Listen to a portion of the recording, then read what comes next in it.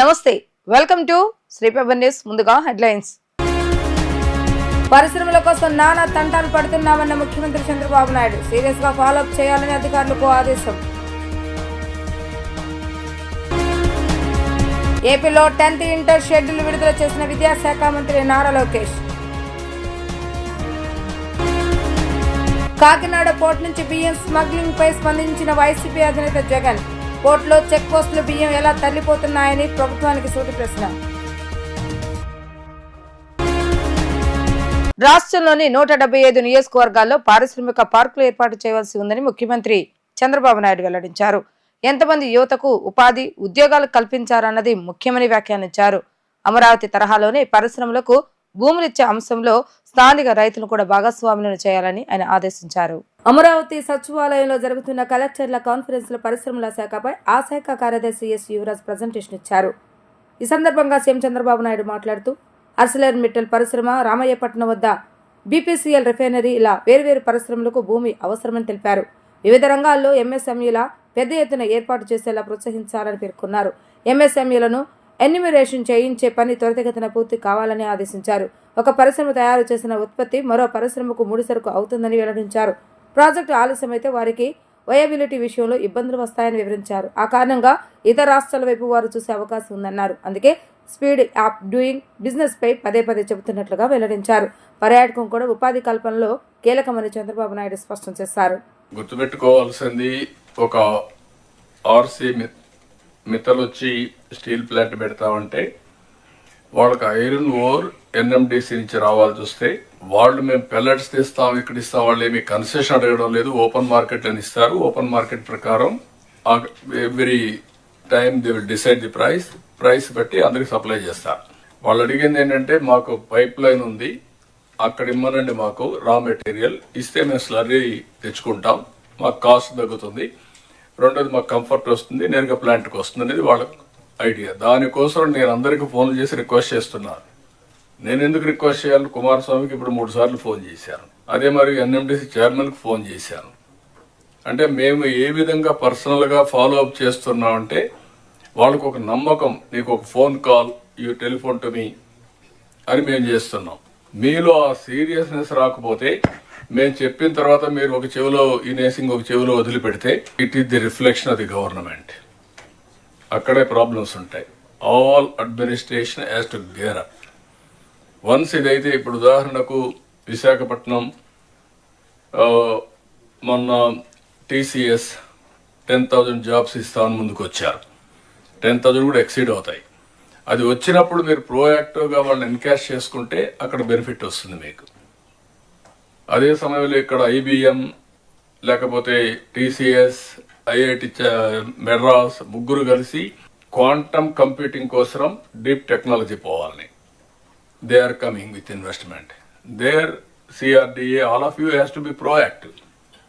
నేను ఒకరిని కాదు, ఇక్కడ ఆల్ డిపార్ట్మెంట్స్ రీఓరియంటేషన్ వస్తే తప్ప ఇది సాధ్యం కాదు. ఇది నాకేం సంబంధం, ఎవరు వస్తే నాకేంటి, నేను కలెక్టర్ని లేకపోతే సెక్రటరీని, నేను మంత్రిని, అందరూ నా దగ్గర రావాలి అంటే మీకంటే బెటర్గా ఉండాలి దగ్గరికి వెళ్తారు. It is a competitive world.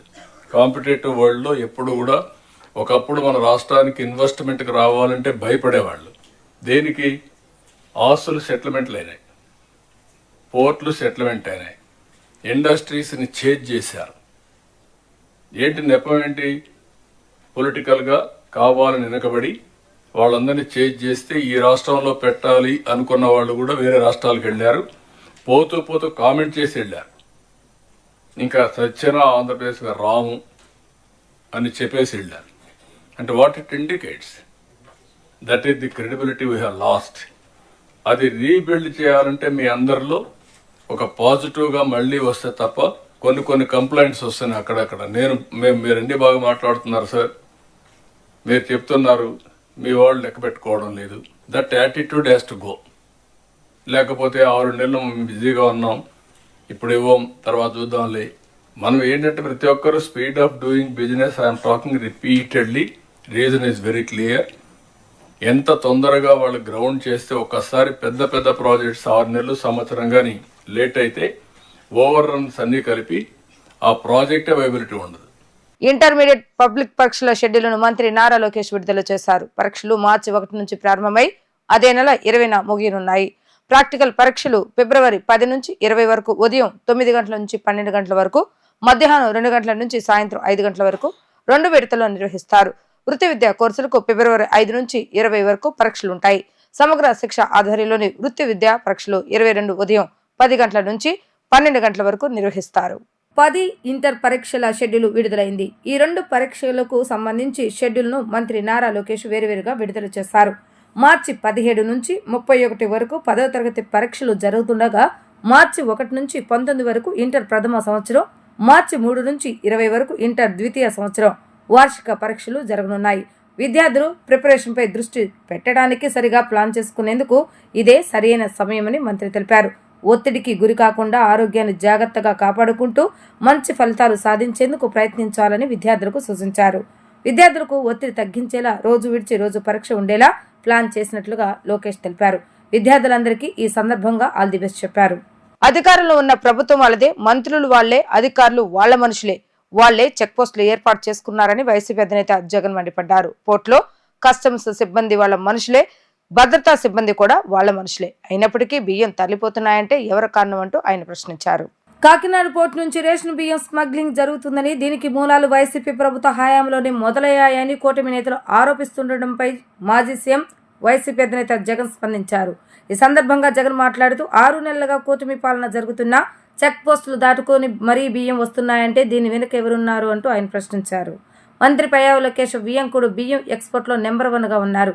ఇటీవల పోర్టులో డిప్యూటీ సీఎం తనిఖీలు చేశారంటున్నారు. కానీ పయ్యావుల వియ్యంకుడు ఎగుమతులు చేస్తున్న ఆ షిప్ను మాత్రం తనిఖీ చేయలేదు అంటూ జగన్ ఆరోపించారు. డిసెంబర్లోకి వచ్చేసరికి ఇప్పుడు కొత్తగా మీరు అంతా మనం చూస్తూ ఉన్నాం, రేషన్ బియ్యం అంటానండి. ఇప్పుడు కొత్తగా కనిపిస్తూ ఉంది రేషన్ బియ్యం అని చెప్పి. ఇప్పుడు నాకు నిజంగా ఆశ్చర్యం అనిపిస్తుంది ఆ రేషన్ బియ్యం కథలీలు చెప్తా ఉన్నప్పుడు. ప్రభుత్వంలో ఎవరున్నారు అని, ప్రభుత్వంలో మనం ఉన్నామా, ప్రభుత్వంలో వాళ్ళు ఉన్నారా అని నాకు అర్థం కాల. 7 నెలలు అయిపోయింది, దాదాపుగా 6.5 నెల అయిపోయింది వాళ్ళ ప్రభుత్వం వచ్చి. 6.5 నెల 7 నెలలు అవుతూ ఉంది వాళ్ళ ప్రభుత్వం వచ్చింది. ఎమ్మెల్యేలు వాళ్ళు, మంత్రులు వాళ్ళు, కలెక్టర్లు వాళ్ళు, జాయింట్ కలెక్టర్లు వాళ్ళు, పోలీసులు వాళ్ళు, ఎంఆర్ఓలు వాళ్ళ అధికారులే, చెక్ పోస్టులు వాళ్ళవి, అన్నీ వాళ్ళవే. ఇవన్నీ దాటుకొని మళ్ళీ పోర్టుకు వచ్చింతే పోర్టులో కస్టమ్స్ అధికారులు, పోర్టులో సిఐఎస్ఎఫ్ పోలీసులు, ఇవన్నీ కూడా వీళ్ళు పొత్తులో ఉన్న కేంద్ర ప్రభుత్వం మనుషులు. మరి ఇవన్నీ దాటుకొని ఏదైనా మెటీరియల్ బోటులోకి పోగలుగుతుందా? ఆశ్చర్యం ఏమిటంటే ఈయన పోయిన పక్క బోటే ఫైనాన్స్ మినిస్టర్, ప్రస్తుత ఫైనాన్స్ మినిస్టర్ పయ్యావుల కేశవ్ వాళ్ళ సొంత వియ్యంకుడిది, శ్రీనివాసరావు గారని సొంత వియ్యంకుడిది, పట్టాభి రైస్ ఎక్స్పోర్ట్స్. ఆయన ఎక్స్పోర్ట్ చేస్తున్నాడు పక్కన, అదే పోర్ట్లోనే పక్కన. అడిగిపోడు దీంట్లోకి వచ్చి మాట్లాడతాడు. నాకు ఆశ్చర్యం అనిపించింది, అసలు ఏందిరా నాయన ఇది, ఎవరు ప్రభుత్వంలో ఉన్నాము, ఎవడు చేస్తూ ఉన్నాడు అని చెప్పి. వైఎస్ఆర్సీపీలో మన కార్యకర్తలు మనోళ్ళందరూ వ్యవస్థీకృత నేరాలంట. అసలు వ్యవస్థీకృత నేరాలు చేస్తూ ఉండేది ఎవరు? చేస్తూ ఉండదు వాళ్ళు, చేసింది వాళ్ళు. మన మీద ఏళ్ళెత్తి చూపిస్తూ ఉండరు. నిజంగా ఇవన్నీ చూసినప్పుడే అసలు ఎందుకు జరుగుతూ ఉన్నాయి ఇవన్నీ అని చెప్పి చూస్తే, రైస్ ఎక్స్పోర్ట్స్లో ఆంధ్ర రాష్ట్రం, ధాన్యం ఎక్స్పోర్ట్, బియ్యం ఎక్స్పోర్ట్స్లో ఆంధ్ర రాష్ట్రం నెంబర్ 1గా ఇప్పుడు నుంచి కాదు, దశాబ్దాలుగా మనమే నెంబర్ 1. తెలంగాణ నుంచి బియ్యం మన దగ్గరికే వస్తుంది, ఆంధ్ర నుంచి రైతులు పండించిన బియ్యాన్ని ఇక్కడి నుంచి ఎక్స్పోర్ట్ చేస్తారు. అదే తప్పేం కాదు, ఎప్పటి నుంచో దశాబ్దాలుగా జరుగుతూ ఉంది. ఆంధ్రాలో రైస్ ఎక్స్పోర్ట్స్ నెంబర్ 1. అందులో ఈ పయ్యావుల కేశవ్ వాళ్ళ వియ్యంకుడు, ఈ పట్టాభి రైట్ ఎక్స్పోర్ట్, ఈయన ఆంధ్రాలో నెంబర్ 1. ఇది నిజంగా ఇది కొత్త ఏం కాదు. ఎందుకనంటే ఇది ఎప్పటి నుంచో జరుగుతూ ఉండేది. బియ్యం అనే రైతులు పండిస్తూ ఉన్నారు, రైతులకు గిట్టుబాటు ధర రావాలి, రైతులకు మంచి రేటు రావాలి అని అంటే ఎక్స్ట్రా పండించిందంతా రైతులు ఎక్స్పోర్ట్ చేసుకుంటూ ఉండే సాంప్రదాయం ఎప్పటి నుంచో జరుగుతూ ఉంది. అయితే దీన్ని ఎలా ట్విస్ట్ చేస్తూ ఉన్నారు అనేది ఇప్పుడు ఆశ్చర్యం. ప్రజలకు సమాచారం ఇవ్వకుండా నియోజకవర్గంలో 3 చోట్ల బోటకపు రెవెన్యూ సదస్సులు నిర్వహిస్తున్నారని సిపిఎం కార్పొరేటర్ బోయ సత్యబాబు ఆరోపించారు. రెవెన్యూ సదస్సులను సచివాలయ స్థాయిలో నిర్వహించాలని డిమాండ్ చేశారు. లేబర్ కాలనీ గ్రౌండ్ లో కాలేజ్ ఏర్పాటు చేయాలని కోరారు. విజయవాడ వంటవులోని మోటూరు హనుమంతరావు శ్రామిక భవన్లో సిపిఎం కార్పొరేటర్ బోయ సత్యబాబు విలేకరుల సమావేశం నిర్వహించారు. సమావేశంలో ఆయన మాట్లాడుతూ కొండ ప్రాంత ప్రజలను కూటమి ప్రభుత్వం మోసం చేస్తుందని, బోటకపు రెవెన్యూ సదస్సులు నిర్వహిస్తుందని పేర్కొన్నారు. నియోజకవర్గంలో 3 చోట్ల ప్రజలకు సమాచారం ఇవ్వకుండా నిర్వహించారని చెప్పారు. రెవెన్యూ సదస్సులను సచివాలయ స్థాయిలో నిర్వహించాలని, లేబర్ కాలనీ గ్రౌండ్లో కాలేజీ ఏర్పాటు చేయాలన్నారు. కొండ ప్రాంతాల్లో 100 కోట్ల ప్రత్యేక ప్యాకేజీ ప్రకటించి రిటైనింగ్ వాల్స్ నిర్మించాలని అన్నారు. నియోజకవర్గంలో 4 లక్షల మంది జనాభా ఉంటే సరైన వైద్యం అందటం లేదని, వెంటనే 100 పడకల హాస్పిటల్ నిర్మించాలని కోరారు. వరద ప్రభావిత ప్రాంతాల్లో బాధితులకు ఇంకా పరిహారం అందలేదని, వారందరికీ పరిహారం ఇవ్వాలని అన్నారు.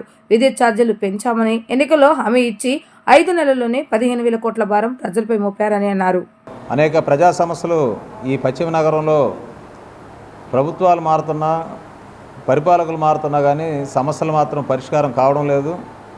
ముఖ్యంగా 12 డివిజన్లో ఉన్నటువంటి కొండ ప్రాంతాల పట్టాల రిజిస్ట్రేషన్లు ప్రక్రియ ఇప్పటికి కూడా ఈ ప్రభుత్వం కానీ గత ప్రభుత్వం కానీ మాటలు చెప్పారు, వాగ్దానం చేశారు, మోసం చేశారు.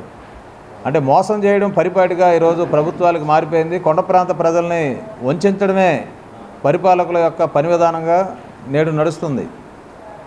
గత వారం రోజులుగా రాష్ట్ర ప్రభుత్వం ప్రకటించిన రెవెన్యూ సదస్సులు ఒక ప్రచార ఆర్భాటంగా నడుస్తున్నాయి తప్ప ఈ పట్టాలు రిజిస్ట్రేషన్లు సంబంధించి కానీ, ప్రభుత్వం ప్రకటించిన 2 సెంట్ల ఇళ్ల స్థలాలు పేదలకు ఇస్తామని హామీని కానీ, అలాగే గత 7 ఏళ్లుగా టిట్కో లబ్ధిదారులు డబ్బులు చెల్లించి అప్పులు చేసి వడ్డీలు కట్టుకోలేక ఇబ్బందులు పడుతుంటే వాళ్ళ ఇళ్ల విషయాన్ని పరిష్కారం చేసే విషయంలో కానీ ఈ రెవెన్యూ సదస్సులో ఎక్కడ కూడా మరి ప్రజలకి పాత్ర లేకుండా చేస్తున్నారు. నిజంగా ఈ రెవెన్యూ సదస్సుల ఆధారంగా ప్రభుత్వం ఇచ్చిన హామీలను అమలు చేసే చిత్తశుద్ధి ఉంటే సచివాలయాల స్థాయిలోనే ఈ రెవెన్యూ సదస్సులని జరపాలి. ఆ విధంగా ప్రజలకి దగ్గరగా పాలన ఉండాలి. ఈ విధానం అనుసరించకుండా విజయవాడ పశ్చిమ నగరంలో కేవలం 3 చోట్ల మాత్రమే ఈ రెవెన్యూ సదస్సులని గుట్టు చప్పుడుగా ప్రజలెవరికి తెలియకుండా పెట్టడం, ఇది ఒక రకంగా ప్రజల్ని వంచడం, మోసం చేయడం తప్ప మరొకటి కాదు. ఈ మహాసభ సందర్భంగా ఈ రెవెన్యూ సదస్సులు పట్టాల రిజిస్ట్రేషన్ విషయం కానీ, 2 సెంట్ల అంశం మీద కానీ, టిట్కో ఇల్లు లబ్ధిదారులకు ఇచ్చే విషయంలో కానీ, ఇప్పుడు రాష్ట్ర ప్రభుత్వం టిట్కో ఇల్లు విషయంలో గత ప్రభుత్వం తన అనుయులకి కట్టబెట్టేదానికి మార్పులు చేసింది కాబట్టి మా ప్రభుత్వం మరలా దీని మీద ఎంక్వైరీలు వేస్తాం, ఎంక్వైరీలు వేసి అసలైన లబ్ధిదారులు ఎవరో తేలుస్తాం అంటున్నారు. గత ప్రభుత్వం కూడా ఇదే మాట చెప్పింది. తెలుగుదేశం అనుయులకి కట్టబెట్టారు కాబట్టి దీంట్లో మేము ఎంక్వైరీలు చేసి అర్హులైన లబ్ధిదారులకు ఇస్తామని చెప్పారు. అంటే ఈరోజు వాళ్ళైనా వీళ్ళైనా నాటకాలాడి అసలైన పేదల్ని, మరి డబ్బులు కట్టినటువంటి నిరుపేదల్ని మోసం చేయడం అనేది క్షమించరాని విషయం. ఉన్నటువంటి విద్యార్థులకి ప్రభుత్వ డిగ్రీ కాలేజ్ లేదు. గత ప్రభుత్వం ఎయిడెడ్ వ్యవస్థ మొత్తాన్ని లేపేసి మరి పేద ప్రజలకి విద్యను దూరం చేసింది. గత ప్రభుత్వం చేసిన తప్పిదాలకి మరి ఈ ప్రభుత్వం సరిచేసి ఇక్కడ ప్రభుత్వ డిగ్రీ కాలేజ్ కానీ, ఎయిడెడ్ కాలేజీలను మళ్ళీ పునరుద్ధరించడం కానీ చేయాలి. అది కేబిఎన్ కాలేజ్ కానీ, సైదాపల్ సంఘ కాలేజ్ లాంటి వాటికైనా ఈ ఎయిడెడ్ని కొనసాగించే విధంగా ఈ ప్రభుత్వం చర్యలు తీసుకుంటే పేద మధ్యతరగతి ప్రజలు ఈ ఫీజుల భారాల నుంచి బయటపడేదానికి అవకాశం ఉంటుంది. అలాగే విజయవాడ పశ్చిమ నగరంలో ఉన్నటువంటి లేబర్ కాలనీ గ్రౌండ్కు సంబంధించిన దాంట్లో మరి ప్రభుత్వ డిగ్రీ కాలేజ్ ఏర్పాటు చేయాలని గత ప్రభుత్వాన్ని కూడా డిమాండ్ చేస్తే వాళ్ళు పార్టీ కార్యాలయాన్ని నిర్మాణం చేసుకునేదానికి ముందుకెళ్లారు. కానీ ప్రజలకు అందరికీ ఉపయోగపడే ప్రభుత్వ డిగ్రీ కాలేజ్ ఏర్పాటు చేయడానికి వాళ్ళు చర్యలు తీసుకోలేదు. అందుకే ప్రజలు తగిన విధంగా వాళ్ళకి బుద్ధి చెప్పారు. మరి ఈ ప్రభుత్వం గత ప్రభుత్వం చేసిన ఆ తప్పిదాన్ని సరిచేసి అక్కడ ప్రభుత్వ డిగ్రీ కాలేజ్ ఏర్పాటు చేసి పశ్చిమ నగర పేద మధ్యతరగతి విద్యార్థులకి విద్యని అందించేదానికి చర్యలు తీసుకోవాలని ఈ మహాసభ సందర్భంగా మేము ప్రభుత్వాన్ని డిమాండ్ చేస్తున్నాం. బాపులపాడు మండలం కొత్తపల్లి అంతర్ పంటల సాగులో రైతులకు అదనంగా ఆదాయం సమకూరుతుందని ఆదం అగర్వుడ్ ప్రైవేటెడ్ లిమిటెడ్ సంస్థ CEO ప్రసాద్ సంపంగి అన్నారు. కొత్తపల్లి గ్రామంలోని ఒక రైతుకు చెందిన కొబ్బరి తోటలో అంతర పండగ అగర్వుడ్ మొక్కలు నాటడం ఆయన తెలియజేశారు. ఈ సందర్భంగా అగర్వుడ్ సంస్థ సిబ్బంది రైతులకు పలు సూచనలు చేశారు. ఈ సందర్భంగా సంస్థ CEO సంపంగి ప్రసాద్ మాట్లాడుతూ అంతర పంటల సాగు అగర్వుడ్ సాగు వల్ల కలిగే ప్రయోజనాలను రైతులకు వివరించారు. అంతర పంటగా అగర్వుడ్ మొక్కలు తక్కువ ఉష్ణోగ్రతలోనైనా నీడలోనైనా వృద్ధిగా పెరుగుతాయని అన్నారు. కొబ్బరి, పామాయిల్, మామిడి, జీడి మామిడి, కోకో మొదలైన పంటల్లో అంతర పంటగా అంగర్వుడ్ పంటను పండించవచ్చని తెలిపారు. ఒక ఎకరానికి 300 మొక్కల వరకు సాగు చేసుకోవచ్చని పేర్కొన్నారు. పంట 5 నుండి 7 సంవత్సరాలలోపు ఎదుగుదల ఉంటుందని అన్నారు. సుమారు 25 సెంటీమీటర్ల వరకు పెరిగిన తర్వాత అగరబత్తి, సుగంధ ద్రవ్యాలు తయారులో ఉపయోగిస్తారని తెలిపారు. కేవలం కొన్ని విదేశాల్లోనే పండించే ఈ పంట గురించి విదేశాలకు వెళ్లి నేను తెలుసుకొని మన రాష్ట్రంలో వివిధ జిల్లాల్లోనూ వెళ్లి రైతులకు అవగాహన కల్పించి అగర్వుడ్ పంట వేసే విధంగా రైతులను ప్రోత్సహిస్తున్నామని అన్నారు. పంట వేయటానికి, క్రాప్ కటింగ్కి, రవాణాకు ఎటువంటి భారం రైతులకు ఉండదు. అగర్వుడ్ పంటను రైతుల వద్ద నుండి డబ్బులు చెల్లించి మేమే కొనుగోలు చేసుకుంటాం. ఒక్కో జిల్లాకు 2 అధికారులు ఉండి పంట వేసిన రైతులకు పలు సూచనలు, సలహాలు ఇస్తారన్నారు. మన సిస్టమ్ ఏంటంటే ఒకటి సాయిల్ టు ఆయిల్ అండి. మొక్క వేసినప్పుడు నేల నుండి నూనె వరకు, మొక్క వేసినప్పటి నుండి రైతు హార్వెస్ట్ చేసుకునే వరకు ప్లాంటేషన్ చేసేదెవరు, కట్ చేసేదెవరు, దీని మెనూరు చెప్పేదెవరు, మాకు ఈ పంట తెలియదు అనే ప్రతి రైతుకు కూడా అంతర పంటగా ఇప్పుడు ఎప్పటి నుంచో పామాయిల్, కొబ్బరి ఆ విధంగానే ఉండిపోతున్నాయి, ఖాళీ స్థలంగా ఉండిపోతుంది. దీన్ని రైతులు ఎడిషన్ ఇన్కమ్ రావడం కోసం అంతర పంటకు కేవలం 300 మొక్కలు వేసుకున్నట్లయితే రైతులు పామాయిల్ కానీ, కొబ్బరి కానీ, జీడి మామిడి కానీ, మామిడి రైతులు కానీ అంతర పంట ఖాళీ ఉన్న స్థలంలో 300 మొక్కలు వేసుకుంటారు. ఒక చెట్టుకి రఫ్గా 60-40 రేషియోలో, 50-50 రేషియోలో, తర్వాత మొక్కకి 10,000 రూపాయలు, 300 మొక్కలు అంటే 30 లక్షల రూపాయలు రైతు బైబ్యాక్ అగ్రిమెంట్ కింద ముందే అగ్రిమెంట్ అనేది హైకోర్టు అడ్వకేట్తో ముందే మనం తీసుకోవడం జరుగుతుంది. దీంట్లో ఏంటంటే ఇప్పటివరకు మనం దగ్గరగా 8 నుంచి 10 కంట్రీలు తిరిగి ఇప్పుడు రీసెంట్గా మనం ఈ మంత్ ఎండింగ్ చైనా కూడా వెళ్తున్నాం. ఫ్యాక్టరీ ఈ ఫిబ్రవరి నెలలో ఫ్యాక్టరీ కూడా స్టార్ట్ అవుతుంది వైజాగ్ ఏరియాలో. కాబట్టి రైతులందరికీ ఎడిషనల్ ఇన్కమ్ మీరు అగర్వుడ్ అనేది చూడండి. అగర్వుడ్ అని కొడితే గతంలో చాలా ఇంటర్వ్యూలు 10 రకాలు చాలా ఇంటర్వ్యూలు చేయడం జరిగింది, అవగాహన ప్రోగ్రామ్ చేయడం జరిగింది. ఈ రోజున కూడా మా టీం ఎవరైతే ఉన్నారో దగ్గర ప్రతి జిల్లాలో ఒక టీంని ఏర్పాటు చేసి ఎక్కడ రైతు ప్లాంటేషన్ చేసుకున్న తర్వాత మొక్కని ఇవ్వడంతో కాకుండా దీంట్లో 18 నుంచి 20 రకాల వెరైటీలని ఏ రకాన్ని ఎలా పెంచాలి, వేసిన మొక్క ఏ విధంగా రియాక్ట్ అవుతుందని చూసిన తర్వాతనే మనం రైతుకి ట్రీట్మెంట్ చేసిన మొక్కలు దగ్గర మనం భూటాన్ బోర్డర్ నుంచి తీసుకొచ్చినప్పుడు 5-6 రోజుల పాటు జర్నీలో ఉన్న మొక్కని ఈ వాతావరణం కలవడేసి మన ప్రాంతంలో పెరిగి జర్మినేషన్ అయ్యే మొక్క కాదు కాబట్టి అంతర పంటకు రైతులకు ఇవ్వడం జరుగుతుందండి. రైతుకు ఒకటే విషయం అండి, రైతులు ఎప్పటి నుంచో ఉన్న సాంప్రదాయ పంటలతో పాటు ఎడిషనల్గా అంతర పంటకు ఇలాంటి పంటలు వేసుకోవాలనేది ఎప్పుడైతే మన కేరళ, షిమోగా లాంటి కర్ణాటక లాంటి ప్రాంతాల్లో కూడా రకరకాల పంటలు వేసుకొని ఏ విధంగా ఆదాయం తీసుకున్నా ప్రతి రైతు కూడా చైతన్యం పొందాలనేది నా ఆకాంక్ష అండి. ఇప్పుడు ఉదాహరణకు మనం చూసుకున్నట్లయితే వెనక పక్కన మనకి కొబ్బరి తోట అనేది ఉందండి. కొబ్బరి తోటలో ఉన్న రైతులకి సార్ మీరు కొబ్బరి తోటే కాకుండా మీరు దాంట్లో కోకో వేసుకోండి, ఒక్క వేసుకోండి, ఉన్న కొద్దిపాటి స్థలంలో అగర్వుడ్ మొక్క వేసుకున్నాను. ఎందుకంటే దీనికి ఎక్కువ స్పేసింగ్ కూడా అవసరం లేదు కాబట్టి జస్ట్ మొక్కకు మొక్క 6 ఫీట్లు గ్యాప్ ఇచ్చుకొని అదే సాయిల్లో అదే వాటర్ని అదే డ్రిప్ని సద్వినియోగపరుచుకుంటూ రైతుకు ఆదాయం వస్తుంది. దీనికి పూర్తి బాధ్యత మా కంపెనీ వహిస్తుందని ముందే రైతు దగ్గర నుంచి అగ్రిమెంట్ తీసుకోవడం జరుగుతుంది. మేము కూడా ఒక అగ్రిమెంట్ ఇవ్వడం జరుగుతుంది కాంట్రాక్ట్ ఫార్మింగ్ యాక్టింగ్ కింద. ఇంకో విషయం ఏంటంటే దీని ఎవరైనా దీని గురించి వివరాలు తీసుకున్నట్టయితే మన కంపెనీ సంప్రదించినట్టయితే మనం పూర్తి వివరాలు తెలుస్తాం. ఎలా ఫీల్డ్ వేస్టింగ్ ఆఫీసర్ని పంపిస్తాం. సాయిల్ మంచుకున్నట్లయితే అన్ని రకాలుగా ఈ సాయిల్ ఎలా పండుతుంది ఏంటంటే ఉదాహరణకు ఇప్పుడు పామాయిల్కి 10 టన్నులు వచ్చింది అనుకోండి, ఓకే మంచి సాయిల్, దాంట్లో అంతర పంటకు వేసుకోవచ్చు. అట్లా కొబ్బరిలో కూడా మంచిగా మీరు హీలింగ్ చేసుకున్నట్లయితే దాంట్లో కూడా ఇది కొబ్బరి తోటలో అండి. కొబ్బరి తోటలో కూడా మనం అంతర పంటగా రైతుకి 300 మొక్కలు ఇచ్చి సింగిల్ రూపాయి కూడా రైతు ఛార్జ్ చేయకుండా మన చెట్లు హార్వెస్టింగ్ ఆగి ఈరోజు రావడం జరిగింది. దీన్ని ₹1 కూడా రైతు వెచ్చించాల్సిన అవసరం లేదండి, పూర్తి బాధ్యత కంపెనీ తీసుకుంటుంది. కేవలం మీరు దీంట్లో మొక్కల విషయంలో కూడా సెంట్రల్ గవర్నమెంట్తో మనం రీసెంట్గా 2021లో మన పీయూష్ గోయల్ గారు కానీ, తర్వాత మన మోడీ గారు కానీ, తర్వాత త్రిపుర రాష్ట్ర ఎవరైతే ముఖ్యమంత్రి ఉన్నారో ఆయనతో కూడా దీన్ని పాలసీలు చేసిన తర్వాత ఇప్పుడిప్పుడే ప్రచురణలోకి వస్తుంది. అగర్వుడ్ అనే పంట మన కొత్త పంట కదా అనేది ఆలోచనలు అపోహలు చాలామందికి ఉంటాయి. ఇదేం కొత్త పంట కాదండి. క్రీస్తుపూర్వం నుంచి బైబుల్లో, ఖురాన్లో, చైనీస్ గ్రంథాలు కూడా దీని గురించి ఎప్పటి నుంచో ఉందండి. మనం విన్నంత మాత్రం కొత్త పంట ఎప్పుడు అయిపోదండి. దీని గురించి ఒకసారి వేసుకున్న లైవ్ ప్లాంటేషన్ చూడండి. రైతుకి ఎందుకు ఇంత ఇప్పుడు కేవలం ఈ ప్లాంటేషన్ అంతా కూడా మన 4 సంవత్సరాల మొక్కలేనండి. 4 సంవత్సరాలప్పుడు రైతుకి ఏ ఆదాయం కూడా వచ్చే అవకాశం ఉండదు. 4 ఎకరాల మొక్కని మనం ఇనాక్యులేషన్ చేసి కట్ చేసినప్పుడు ఇంకో 2 ఇయర్స్ ఆగాలి. మొత్తం ఓవరాల్గా 6 ఇయర్స్లో ఈ ప్లాంటేషన్ కంప్లీట్ అయింది. కానీ మన ఊరికి 6 ఇయర్స్ ఏమో, ఓవరాల్గా 10 ఇయర్స్ అని చెప్తాం.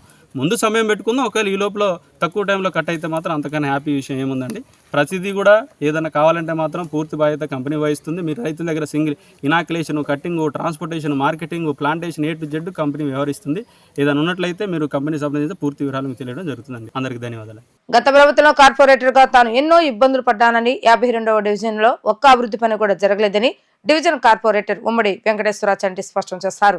కూటమి ప్రభుత్వం వచ్చాక తాను ప్రాతినిధ్యం వహిస్తున్న డివిజన్లో అభివృద్ధి పనులు ప్రారంభమయ్యాయని అన్నారు. త్వరలో డివిజన్ను మోడల్ డివిజన్గా చేసేందుకు చర్యలు తీసుకుంటున్నట్లుగా ఆయన వెల్లడించారు.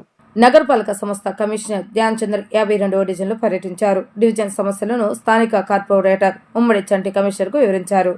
15 రోజుల్లోగా సమస్యలు పరిష్కరించి తనకు రిపోర్ట్ చేయాలని కమిషనర్ అధికారులకు ఆదేశాలు జారీ చేశారు.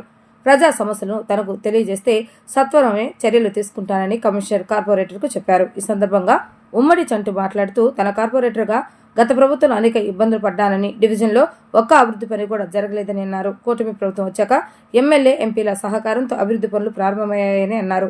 డివిజన్లోని సమస్యలను కమిషనర్కు చెప్పామని, పర్యటనలో స్వయంగా కమిషనర్ సమస్యలను తెలుసుకున్నారని, త్వరితగతిన సమస్యలకు పరిష్కారం చేస్తానని అన్నారని తెలిపారు.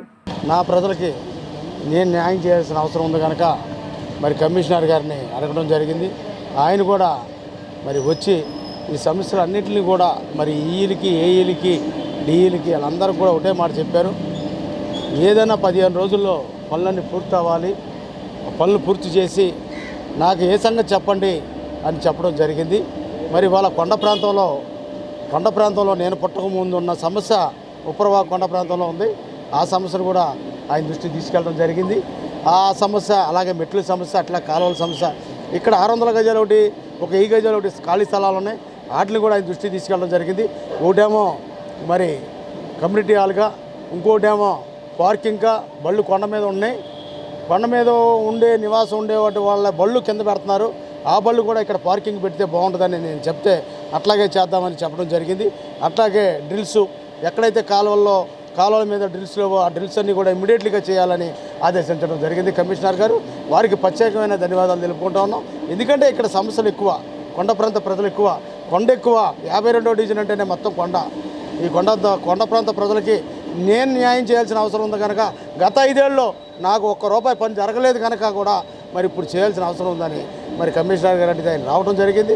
మరి చక్క పనులు కూడా అయితే అని ఆశిస్తూ ఉన్నాను. ఖచ్చితంగా కూడా జరుగుతాయి. ఆయన కూడా ఆదేశాలు అలాగే ఉన్నాయి కనుక మరి ఇంకేమైనా సమస్యలు ఉన్నాయా అన్నారు, చెప్పాను, ఆయన దృష్టికి తీసుకెళ్ళాను. ఏదున్నా సరే వెళ్ళి ఆ సమస్యని ఒక ఫోటోల రూపంగా పెడితే మొత్తం సమస్యను పరిష్కరిస్తానని, ఈ డివిజన్ని ఒక మోడల్ డివిజన్గా తయారు చేస్తానని చెప్పడం కూడా జరిగింది. అది నా అదృష్టంగా భావిస్తున్నాను. నా ప్రజల అదృష్టం, నా అదృష్టం అని నేను భావిస్తూ ఉన్నాను. మరి ఎందుకంటే నేను 5 ఏళ్ళు కూడా మీకు తెలుసు, నేను ఎన్నో రకాలుగా ఇబ్బందులు పడ్డాను. మరి గత ప్రభుత్వంలో మరి నిజాయితీగా నిలబడి మరి ఈరోజు మరి ఈ పనులకి శ్రీకారం చుట్టుపోతూ ఉన్నాం. అభివృద్ధి పదంలో నడిపిస్తాం. మోడల్ డివిజన్గా తీర్చిదిద్దే కార్యక్రమంలో మరి ఎంపీ గారిని కానివ్వండి, ఎమ్మెల్యే గారిని కానివ్వండి, వారి సహకారంతో మరి డివిజన్ని మోడల్ డివిజన్గా చేస్తానని ఈ సందర్భంగా తెలియజేస్తాం. రాష్ట్రంలో ప్యాలెస్ రాజ్యం పోయి పనిచేసే ప్రభుత్వం వచ్చిందని టీడీపీ పాలిట్ బ్యూరో సభ్యులు వర్లారామయ్య అన్నారు. ప్రభుత్వం ఏం పనిచేస్తుందో ప్రజలకు ప్రతిరోజు కనిపిస్తుందని అని వ్యాఖ్యానించారు. టీడీపీ కేంద్ర కార్యాలయంలో ఏర్పాటు చేసిన విలేకరుల సమావేశంలో టీడీపీ పాలిట్ బ్యూరో సభ్యులు వర్లారామయ్య మాట్లాడుతూ కూటమి ప్రభుత్వం అధికారంలోకి వచ్చిన ఈ 6 నెలల్లో అనేక ప్రజానుకూల నిర్ణయాలు తీసుకుంది.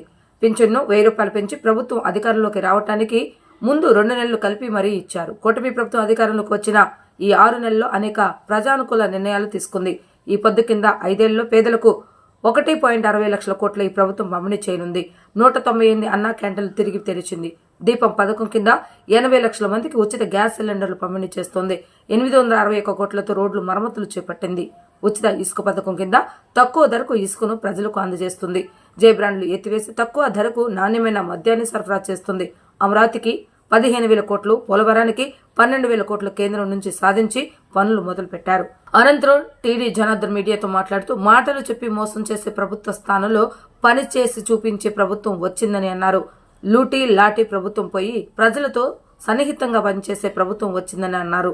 రాష్ట్రంలో ప్రజలు స్వేచ్ఛగా బతకగలే వాతావరణం నెలకొందని పేర్కొన్నారు. రాష్ట్రాన్ని సకల రంగాలలో కుప్పకూల్చి వెళ్లిన జగన్ తాను దిగిపోయి ఇంకా 6 నెలలు కూడా కాకముందే కూటమి ప్రభుత్వంపై దుష్ప్రచారం మొదలుపెట్టారని గురజాల మాల్యాద్రి ధ్వజమెత్తారు. జగన్మోహన్ రెడ్డి ఆయన పార్టీ ఎమ్మెల్యేలు అసెంబ్లీ మొహం కూడా చూడటం లేదని, ప్యాలెస్ లో కూర్చొని బురద జల్లి వినోదిస్తున్నారని విమర్శించారు.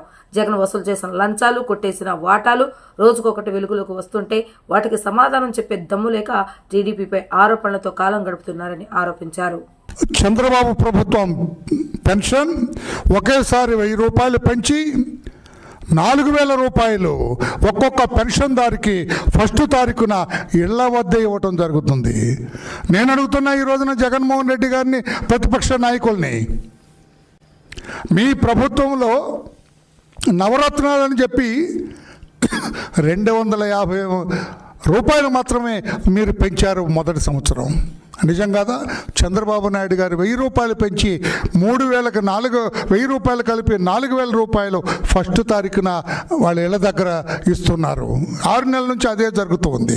ఇదే కొనసాగుతుంది 5 సంవత్సరాలు.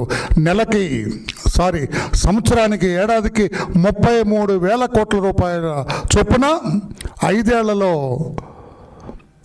1,60,000 కోట్ల రూపాయలు ఈ రోజున ఈ పెన్షన్దారులకు ఇవ్వడానికి సిద్ధపడిన పేదల పక్షపాత ప్రభుత్వం చంద్రబాబు నాయుడు గారిదని చెప్పి మీ అందరికీ తెలియజేస్తున్నా. రెండవది, 198 అన్న క్యాంటీన్లు తిరిగి ప్రారంభించి క్షుద్బాధతో, ఆకలి మంటలతో అలమటిస్తున్న పేదవాడికి 5 రూపాయలకే కడుపు నిండా అన్నం పెట్టిన ఘనత చంద్రబాబు నాయుడు గారి ప్రభుత్వం. నేను అడుగుతున్నా జగన్మోహన్ రెడ్డి గారు, 5 ఏళ్లలో అన్న క్యాంటీన్లు ఏమైనాయి? పేదవాడికి పట్టెడు అన్నం పెట్టారా మీరు? ఎందుకు ఈ మొసలు కన్నీరు కారుస్తూ ఉన్నారు మీరు? చంద్రబాబు నాయుడు గారు 198 అన్న క్యాంటీన్లు పెట్టి క్షుద్బాధ తీర్చారు. గమనించి మీరే న్యాయ నిర్ణయం చేయాలని చెప్పి కూడా తెలియచేస్తున్నాను. మూడవది, దీపం 2 పథకం కింద 80 లక్షలకు పైగా ఉచిత గ్యాస్ సిలిండర్లు మాకు కావాలని బుక్ చేసుకున్నారు. గతంలో ఈ పథకం లేదు మీ ప్రభుత్వంలో జగన్మోహన్ రెడ్డి గారు. పేద మహిళలు ఇబ్బందులు పడుతున్నారని తెలిసి సంవత్సరానికి 3 గ్యాస్ సిలిండర్లు ఉచితంగా పేద మహిళలకు అందజేస్తున్న ఏకైక ప్రభుత్వం భారతదేశంలో చంద్రబాబు నాయుడు గారి ఈ కూటమి ప్రభుత్వం అని చెప్పి కూడా నేను గుర్తు చేస్తున్నా.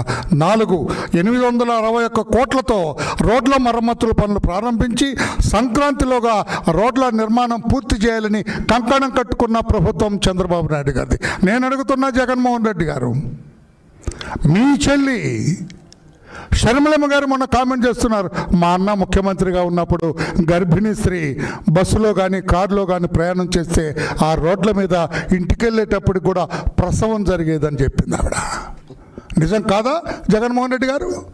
ఈ రోజున చంద్రబాబు నాయుడు గారు 861 కోట్ల రూపాయలతోటి సంక్రాంతి కల్లా ఆంధ్రప్రదేశ్ రాష్ట్రంలో రోడ్లన్నీ కూడా మరమ్మతులు సాగాలి, ప్రయాణం సాఫీగా సాగాలి రోడ్డు యూజర్స్ కానీ నిర్ణయం తీసుకున్న ప్రభుత్వం చంద్రబాబు నాయుడు గారి ప్రభుత్వం. ఉచిత ఇసుక సరఫరా వల్ల 125 కుల వృత్తులు చేసుకునే వాళ్ళకి, వ్యాపారులకి చేయూతనిచ్చే బ్రహ్మాండంగా కట్టడాలు లేస్తున్నాయి. బ్రిటిష్ వాళ్ళతో పోరాడి సంపాదించుకున్న స్వేచ్ఛ స్వతంత్రాన్ని స్వతంత్ర భారతంలో వైసీపీ గవర్నమెంట్ కాలంలో మరొకసారి కోల్పోవటం బాధాకరం, విచారకరం. ఆ భయంకర పరిస్థితుల్ని భరించలేక ప్రజలందరూ తిరుగుబాటు చేసి ఎన్డీఏ ప్రభుత్వాన్ని చంద్రబాబు గారి నాయకత్వంలో కోరుకున్నారు. ముఖ్యంగా ప్రజల ఆస్తులకి, మాన ప్రాణాలకు కూడా భద్రత లేనటువంటి రోజులై 5 సంవత్సరాలు. ఆస్తుల విషయంలో బహిరంగంగా ల్యాండ్ టైటిలింగ్ యాక్ట్ తీసుకొని వచ్చి వాళ్ళకు అనుకూలమైన వ్యక్తుల్ని పెట్టి ఆ విధానంలో ప్రజల ఆస్తుల్ని లూటీ చేసినటువంటి విధానం కూడా చూసాం మనం. ఎవరికి ప్రభుత్వమే ఈ పరిస్థితికి తాళపడితే ఎవరికి చెప్పుకోవాలని ప్రజలు భయంకరమైన పరిస్థితులు ఎదుర్కొన్నారు. అందుకే ఆనాడు ఎన్నికలకు ముందు హామీ ఇచ్చాడు బాబు గారు. ఎన్నికలు అవుతూనే మొట్టమొదటి సంతకం ల్యాండ్ టైటిలింగ్ యాక్ట్ ఏదైతే భూబకాసురులకి అనుకూలంగా ఉందో దాన్ని రద్దు చేయటం జరిగింది. అప్పటి నుంచి ప్రజలు ఇప్పుడు స్వేచ్ఛా స్వాతంత్రాలు పీలుస్తున్నారు, రాష్ట్రంలో హాయిగా జీవనం చేస్తున్నారు. ఇదివరకు కనీసం ఫ్యామిలీ మెంబర్స్తో ఫోన్ మాట్లాడుకోవాలన్నా భయపడేటటువంటి రోజులై ఇప్పుడు స్వేచ్ఛా స్వాతంత్రాలను అనుభవిస్తున్నారు ప్రజలు. ఎక్కడ మీటింగ్ పెట్టుకోవాలన్నా ప్రజాస్వామ్యం లేదు. ఇప్పుడు ప్రజాస్వామ్యబద్ధంగా అందరూ వారి యొక్క సమస్యలు ప్రభుత్వానికి తెలియజేసే అవకాశం ఇవ్వటం జరిగింది. 6 నెలల స్వల్ప కాలంలో అధోగతి పాలైనటువంటి రాష్ట్రాన్ని, వైసీపీ పాలనలో అధోగతి పాలైన రాష్ట్రాన్ని ఇప్పుడు ఒక దారిలో పెట్టడమే కాకుండా అభివృద్ధి పట్టాల మీద వేగంగా ప్రయాణం చేసే పరిస్థితి తీసుకొచ్చినందుకు ఎన్డీఏ ప్రభుత్వాన్ని, ముఖ్యంగా ముఖ్యమంత్రి నారా చంద్రబాబు నాయుడు గారిని అభినందిస్తూ ప్రజలు ఈ ప్రభుత్వానికి మద్దతు ఇచ్చి సహకరించవలసిందిగా కోరుతూ నమస్కారం, సెలవు తీసుకుంటున్నాను. జగన్ రెడ్డి గారు తెలుగుదేశం ప్రభుత్వం హామీల అమల్లో ఫెయిల్ అయిపోయింది, అందుకనే నా పైన నిందలేస్తున్నారు అని చెప్పి పదే పదే మాట్లాడుతూ ఉన్నారు. ప్రతిపక్ష నేతగా జగన్మోహన్ రెడ్డి ఫెయిల్ అయినాడు కానీ తెలుగుదేశం ప్రభుత్వం ఫెయిల్ కాల. తెలుగుదేశం ప్రభుత్వం ఏర్పడే నాటికి 10 లక్షల కోట్ల అప్పు, అది కాకుండా తక్షణం చెల్లించాల్సిన బకాయిలు 1 లక్ష కోట్లు ఉంది. ఆర్థిక వ్యవస్థను దివాలా తీయించిన, ఖజానాను దివాలా తీయించిన చంద్రబాబు నాయుడు గారు ఆయన అనుభవంతో 6 నెలల్లోనే 400 మంచి పనులని చేయటం జరిగింది. వాట్సాప్ ద్వారా పౌర సేవలు అందించే అంశంపై కలెక్టర్ల సదస్సులో మంత్రి నారా లోకేష్ ప్రజెంటేషన్ ఇచ్చారు. ఇక నుంచి వెబ్సైట్ ద్వారా ప్రభుత్వ సమాచారం అంతా వచ్చేలా కార్యాచరణ సిద్ధం చేస్తున్నట్లుగా ఆయన తెలిపారు. జనన మరణాల ధృవపత్రాల జారీకి పాటిస్తున్న విధానంపై సమీక్షించాలని అన్నారు. విద్యాశాఖలో automated permanent academic account registration ID జారీ సమయంలో ఎదురైన ఇబ్బందులను ప్రస్తుతం మార్పు చేసి సరి చేస్తున్నట్లుగా తెలిపారు. విధానాలను సగం నుంచి డిజిటలైజ్ చేయటమే కాకుండా పూర్తిగా వాటి ప్రాసెసరీ ఇంజనీరింగ్ చేయవలసి ఉందని చెప్పారు. ప్రస్తుతం ప్రపంచంలో యుఏఈ మాత్రమే ఒకే ప్లాట్ఫామ్ పై పౌర సేవలు అందజేస్తుందన్నారు. ప్రభుత్వ సమాచారం ఒకే వెబ్సైట్ లో పొందుపరుస్తామని వెల్లడించారు. 153 పౌర సేవలు వాట్సాప్ ద్వారా ఇచ్చేందుకు వీలుగా కార్యాచరణ సిద్ధం చేశామన్నారు. సింగిల్ నంబర్ లో entire government delivery we want to streamline. So departments cannot maintain their own numbers.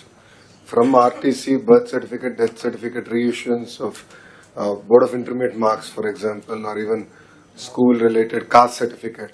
There's a lot of rent seeking, there's a lot of corruption, there's a lot of political interference. CM గారి direction is to remove that. Second, ఇక్కడ ఉన్న collectors అందరూ కోరేది కూడా process re-engineering is our priority as a government. పాత చట్టాలు ఇవన్నీ ఉన్నాయి, we want to take a look at everything. మీరు ఫీల్డ్లో ఉన్నారు కనుక మీరు ఫీడ్బ్యాక్ దినేష్ గారికి ఇస్తే, how do we improvise our entire process? Great example of it is APAR ID. APAR start చేసిన తర్వాత సమస్యలు ఏంటో తెలుసుకున్నాం. ఇది 80% సాధించిన తర్వాత సమస్యలు మొదలైనవి. నాకు తెలిసినట్టు మొత్తం పాజ్ చేసి we went back on it. Then came the question, who can reissue a birth certificate? What is the legal framework on reissuing a birth certificate? So మేము అంత డెప్త్కి వెళ్తున్నాం డిపార్ట్మెంట్లో. మీరు కూడా కలెక్టర్లు అందరూ డెప్త్కి వెళ్ళి ఈచ్ అండ్ ఎవ్రీ ప్రాసెస్ ని మనం రీఇంజనీర్ చేసి దెన్ డిజిటైజ్ చేయాలి. ఈ మన ప్రభుత్వము ఆల్రెడీ బ్రోకెన్ ప్రాసెస్ ని డిజిటైజ్ చేస్తాం కాదు, ఆ రీఇంజనీరింగ్ అనేది జరగాల్సిన అవసరం ఉంది. సో ఫీల్డ్ లో మీరు ఉంటారు కనుక మీరు కూడా ఫీడ్బ్యాక్ ఇస్తారు.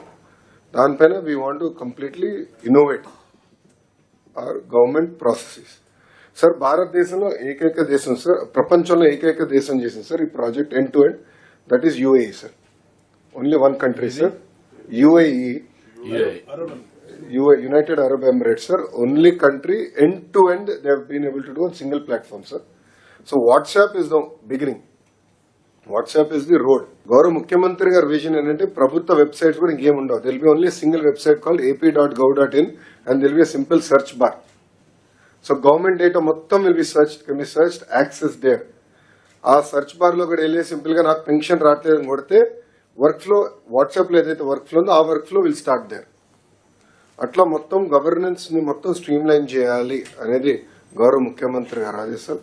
సో ఇదేదో it is not a dog and pony show project, it is not a vanity project, it is about true delivery of services to the end man.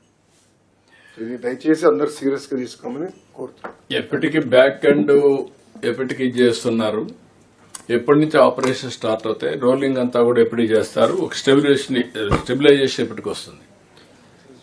Sir మనకి ఈ 153 సర్వీసెస్ సార్ ఒక 10 days లో entire end to end complete integration అయిపోతుంది sir. ఒక I think in 15 days we can roll out sir for these 153 services. Back end అంతా రెడీగా ఉన్నాయి. 153 కి everything is ready sir. 153 is already been tested, validated, sir. Finance gateway integration we need to just finalize it, sir. Otherwise we are through for 156. ఎప్పటికి అవుతుంది gateway finance? Sir, 10 days, sir. We are on it, sir. Not at all a problem. 10 days will be done. Yes, sir. వార్తలు ముగించే ముందు headlines మరొకసారి. పరిశ్రమల కోసం నానా తంటాలు పడుతున్నామన్న ముఖ్యమంత్రి చంద్రబాబు నాయుడు సీరియస్ గా ఫాలోఅప్ చేయాలని అధికారులకు ఆదేశం. ఏపీలో 10th ఇంటర్ షెడ్యూల్ విడుదల చేసిన విద్యాశాఖ మంత్రి నారా లోకేష్. కాకినాడ పోర్ట్ నుంచి బియ్యం స్మగ్లింగ్ పై స్పందించిన వైసీపీ అధినేత జగన్. పోర్టులో చెక్ పోస్టులు బియ్యం ఎలా తరలిపోతున్నాయని ప్రభుత్వానికి సూటి ప్రశ్న. ఇవి రోజు వార్తా విశేషాలు. మరలా తిరిగి ప్రసారమయ్యే వార్తలు మళ్ళీ కలుద్దాం. అంతవరకు సెలవు. నమస్కారం.